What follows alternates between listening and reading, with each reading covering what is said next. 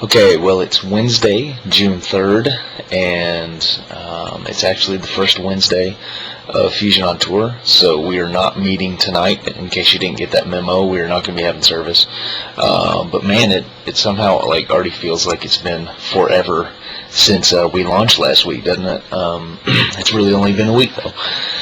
So, we still have 7 more weeks until we get back together for the next Fusion Gathering on August 5th. But today, at some point today, it's the first tour date of Fusion on Tour.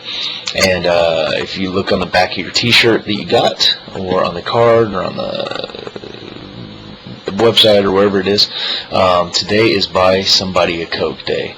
And obviously, if you know what we're about, it's bigger than just buying somebody a Coke and putting 250 calories in them. What we're doing is trying to really just engage people in conversation, do this whole thing of pay it forward, being able to buy somebody's meal or just buy somebody a Coke in a gas station, walk over to the vending machine at your office, pop it in, buy somebody a Coke or a Diet Coke or a Sprite, whatever it is, and take it into your coworker and just plop it on their desk and just say, hey, I wanted to get this for you. And if you want to tag something else in there, like, hey, just want to get this for you, Jesus loves you, whatever it is, and just trying to engage them in some meaningful conversation. If it's just some random Joe at the gas station, something like that, then you can just go with that same thing. Hey, Jesus loves you.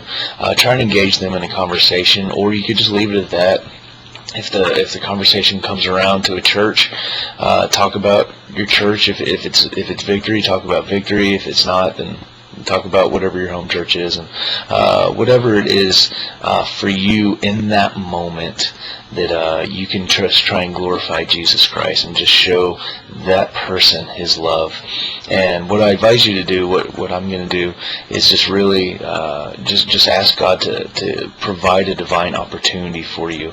It might seem like a really simple, just little thing to buy somebody a Coke, but it's so much bigger than that, or at least it can be so much bigger than that. It could just be buying somebody a Coke and they're like, what in the world just happened? What's up with that guy?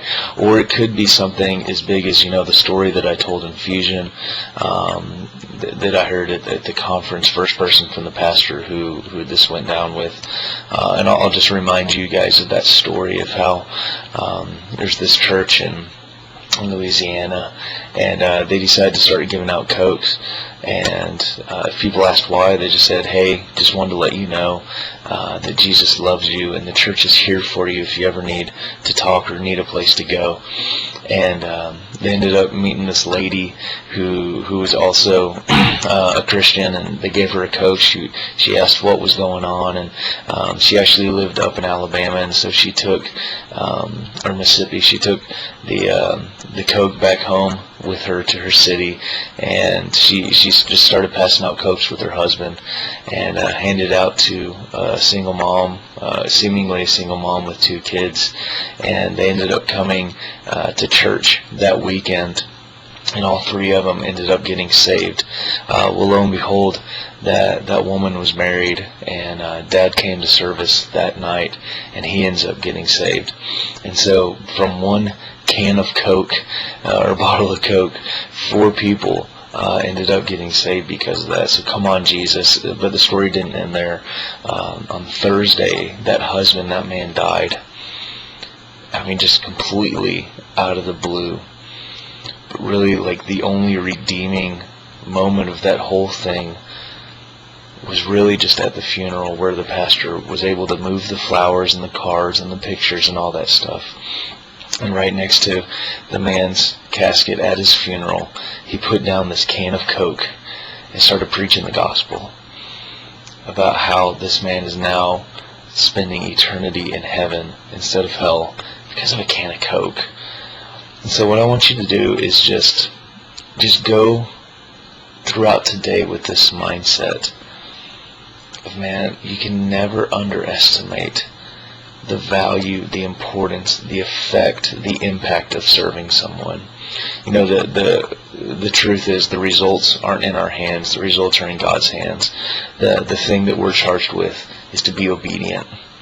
And for today, what that looks like is asking God, what's my opportunity? Provide me with a divine opportunity, whether it's at work, gas station, wherever it is, and just seize that moment when you find it. Buy a Coke, meal, whatever it is, and provide it to that person, and then engage them in a conversation, short, long, whatever it is, and let just Jesus shine through you.